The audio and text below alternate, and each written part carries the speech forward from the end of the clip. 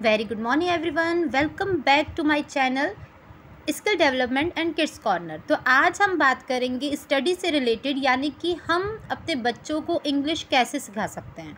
अधिकतर क्या होता है कि इंग्लिश हम चाहते हैं कि हमारे बच्चे सीखें, तो हम उनको इंग्लिश मीडियम स्कूल में भेजते हैं, जिससे उनकी जो स्किल है, उनकी जो इंग्लिश बोलने की क्षमता है वो बेटर हो सके।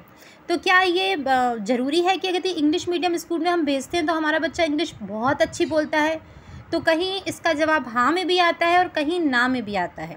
बहुत से स्कूलों में पूरा total two total all English होती है, इसलिए बच्चा धीरे धीरे करके सीख जाता है। बच्चे एक दूसरे के साथ बैठते हैं, बातें करते हैं, वहाँ पे रूल होते हैं कि आप लोग इंग्लिश में ही बातें करेंगे, तो टूटी फूटी बोलते हैं, टेढ़ी मेढ़ी बोलते हैं, लेकिन फाइनली वो धीरे धीरे इंग्लिश सीखने लगते हैं। तो ये तो स्कूल का काम हो गया, लेकिन कहीं कहीं स्कूलों में उतना ज़्यादा लेवल नहीं हो पाता कि क्लासेस में टोटल इंग्लिश टू इंग्लिश हो, इसलिए बच्चे कहीं ना कहीं वीक भी रह जाते हैं।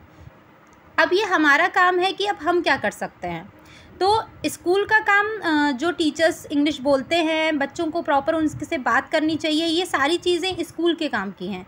लेकिन यदि मैं बात करूं हम पेरेंट्स की, तो हमारे पेरेंट्स क्या कर रहे हैं बच्चों की इंग्लिश के लिए? सिर्फ स्कूल भेज दिया हो गया, क्या ऐसा कुछ है? तो मेरे ख्याल से नहीं। कुछ चीज़ें हमको घर पे भी सिखानी पड़ती हैं, बच्चों को टाइम देना पड़ता है। नॉर्मली आप देखेंगे जब कोई छोटा बच्चा रहता है तो उसे हम डायरेक्ट सेंटेंस नहीं सिखाते। हम क्या करते हैं, उसको वर्ड बताते हैं, माँ, मामा, दादा, पापा, ऐसे सिखाते हैं। ऐसे ही जब हम बच्चों के साथ टाइम स्पेंड करते हैं, कुछ भी बात करते हैं, तो अब हमारे पेरेंट्स का काम है कि हम उसको छोटे छोटे वर्ड्स सिखाएं, छोटे छोटे वर्ड्स के मीनिंग सिखाएं।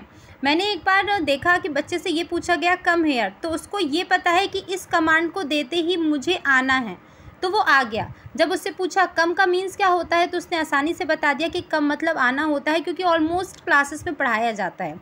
लेकिन जब हेयर का मीनिंग पूछा तो उसको नहीं पता था।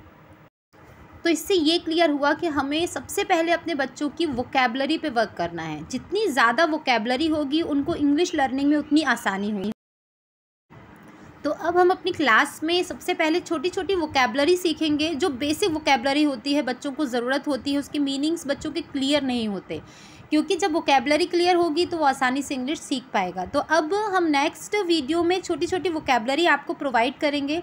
साथ ही साथ मैं भी अपने बच्चों को पढ़ाऊँगी, आप भी अपने बच्चों को वो वोकैबलरी लर्न करवाइए। फिर उससे रिलेटेड हम सेंटेंस बनाना सीखेंगे कि जो हम अपने घर पे या स्कूल में बच्चों को ज़रूरत रहती है, जिन सेंटेंस की, सेंटेंस बनाएंगे और उसका डेली टू डेली बच्चों के साथ यूज़ भी करेंगे। तो सबसे पहले चैनल को सब्सक्राइब कर दीजिए, जिससे जैसे जैसे वीडियो अपलोड होते हैं वो आप लोगों को मिलते जाएं और हम प्रैक्टिस करवा के अपने बच्चों की इंग्लिश को इम्प्रूव कर सकें।